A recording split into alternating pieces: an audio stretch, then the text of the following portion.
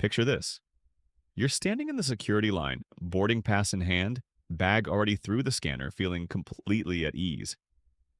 Then the officer doesn't ask for your ID again.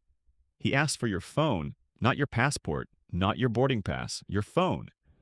In 2026, this is happening to travelers over 60 more than most people realize.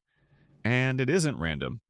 Airport security and border officers are trained to look at a passenger's device differently than they did even 5 years ago. And what they find, or what they think they find, can turn a simple trip into a very long afternoon. Most people over 60 believe this doesn't apply to them. I'm not carrying anything illegal, so what's the problem? That's exactly the problem. It was never about breaking a law. It's about how something looks to a stranger with no context and about 90 seconds to make a decision. Today, we're breaking down 5 things sitting on your phone right now that could get you flagged, delayed, or pulled aside for extra screening. And by the time we're done, you'll actually have 12, because once you understand the pattern, you'll want to check every one of these before your next flight. If you're the kind of traveler who wants to stay one step ahead of these changes, follow Travel Peacefully, because we break down exactly what airports and agencies don't explain clearly. Number 1. TSA versus border. Agents, they are not the same. Let's start with something almost nobody over 60 was ever told plainly. The TSA officer at your regular domestic checkpoint and a border officer at international arrivals do not have the same authority over your phone. TSA's job at the checkpoint is screening for weapons and threats. They are not legally allowed to scroll through your messages or photos. Customs and Border Protection is a completely different situation. The border is treated as its own legal zone, and inside that zone, your device can be requested and searched without a warrant.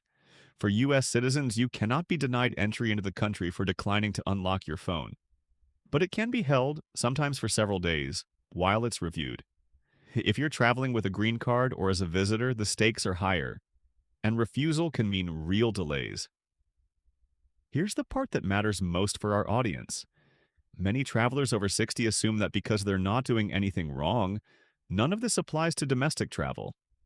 It doesn't at your regular TSA checkpoint.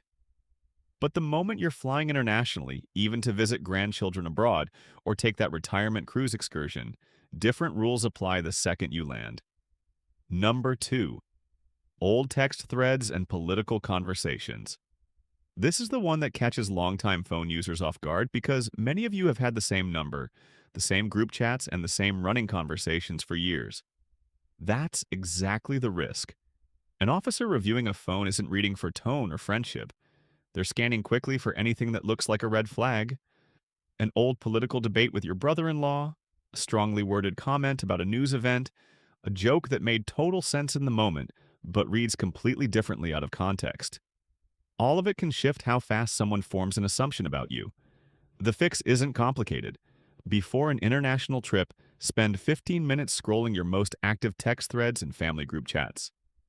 If a message would need an explanation if a stranger read it cold, archive or delete it. This isn't about hiding your opinions. It's about not handing a stranger fragments of a years-long conversation with zero context. Number 3. Why a last-minute phone wipe backfires. This next one surprises people because it seems responsible. You clean out your phone the night before your flight, feeling prepared. Except officers are trained to notice patterns, and a phone that looks freshly, heavily wiped right before travel can raise more suspicion than a phone that simply looks normal. If an officer sees empty folders and no message history at all, right before an international trip, the question becomes, what were you trying to hide? A phone with an ordinary lived-in history, some old photos, a few daily use apps, a normal amount of clutter, reads as authentic. A phone that looks scrubbed clean reads as prepared for inspection, and that's the opposite of what you want. The better habit is small, regular cleanups throughout the month, not a dramatic wipe the night before. Clean early, clean often, and never let a rushed cleanup become the very thing that gets you a second look. Number 4. Photos and screenshots that lose their context. Photos are the fastest way to create the wrong impression because, unlike a conversation, there's no explaining a photo in the moment. An officer either sees it or doesn't. This has nothing to do with anything illegal. It's about ordinary photos that lose their meaning outside the moment they were taken. A photo from an event you happened to attend, a screenshot saved as a joke months ago, an image forwarded from a family member that you never looked at twice. Screenshots specifically pile up for years on phones belonging to people who don't delete things often, and any single one can look different to someone reviewing it without your context. Before flying internationally, take 10 minutes to scroll your recent photos and your screenshots specifically. If any single image seen without an explanation could raise a question you don't want to answer, standing at a checkpoint, move it off your phone first. Number 5. Saved Social Security numbers and Medicare card photos. This one is specific to our audience, and it matters more than almost anything else on this list.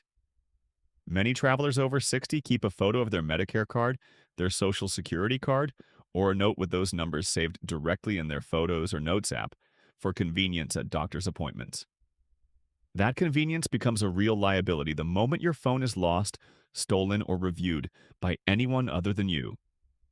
These numbers, sitting in plain photo form, are exactly what identity thieves look for, and airports and crowded terminals are prime pickpocket environments. If a stranger gains even brief access to your phone, whether through theft or through a screening request, a saved photo of your Social Security card is a much bigger problem than an old text message. Before you fly, move any photos of ID cards, Social Security numbers, or Medicare numbers into a password-protected app, or better, off your phone entirely and into a locked physical file at home. Carry only what you actually need for the trip. Number 6. Hidden data that survives a delete. Here's the part most travelers don't expect. Deleting something doesn't always mean it's gone. Phones keep traces of deleted messages and photos in caches and backups long after you think you've removed them. And cloud backups can hold a version of your data from days or weeks before your actual cleanup. This means a phone that looks clean on the screen can still be connected to a backup account holding everything you thought you deleted. Real cleanup means checking what's actually backed up and what still syncs automatically, not just deleting from the home screen. Do this review weeks before you travel, not the night before, so you have time to actually confirm it worked. Number 7. Apps that stay. Logged in when they shouldn't, banking apps, investment apps, and certain medical portals often stay signed in permanently for convenience. That convenience means anyone with access to your unlocked phone has instant access to your financial accounts. No password required. Before an international trip, log out of anything that isn't essential for the trip itself. A logged out app requires a deliberate decision and a password to access. A signed in app requires nothing at all.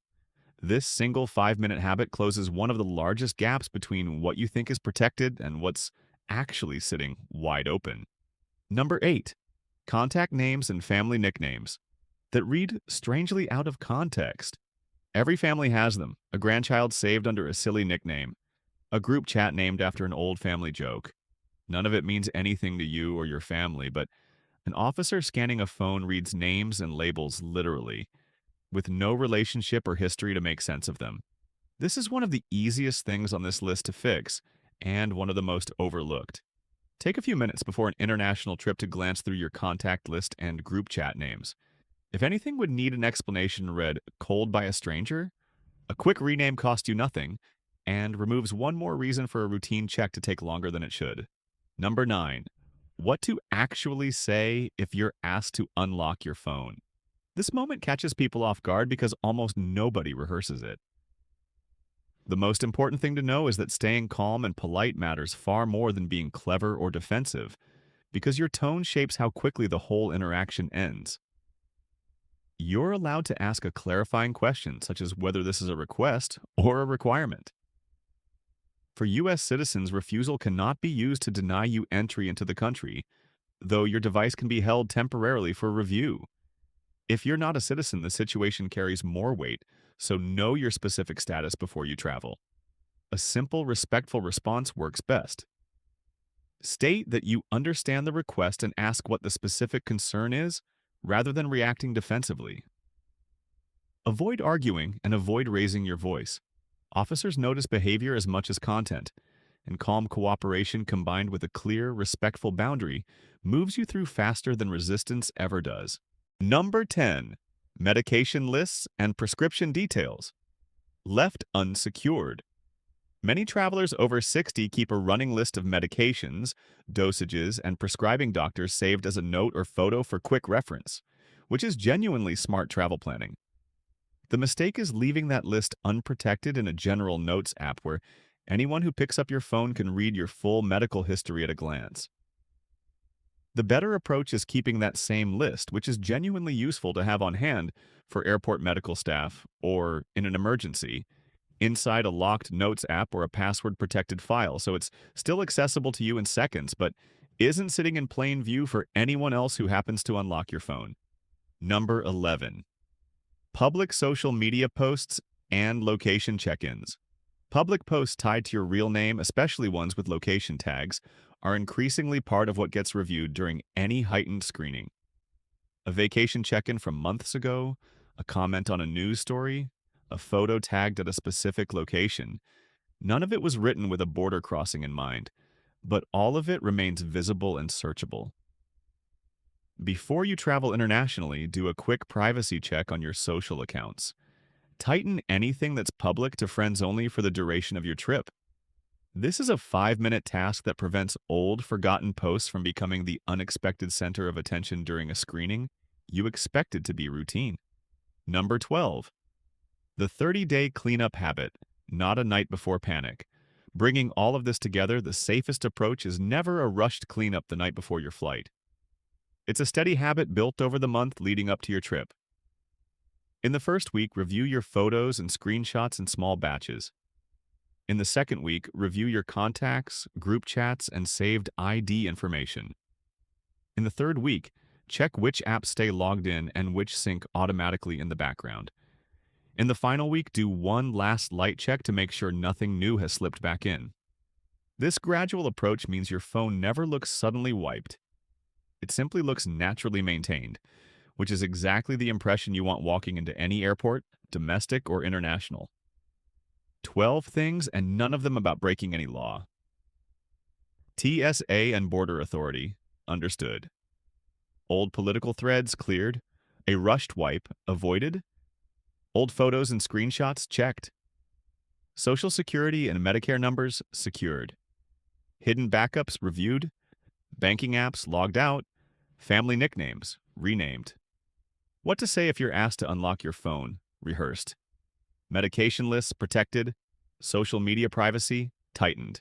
And a full month of steady habits instead of one stressful night.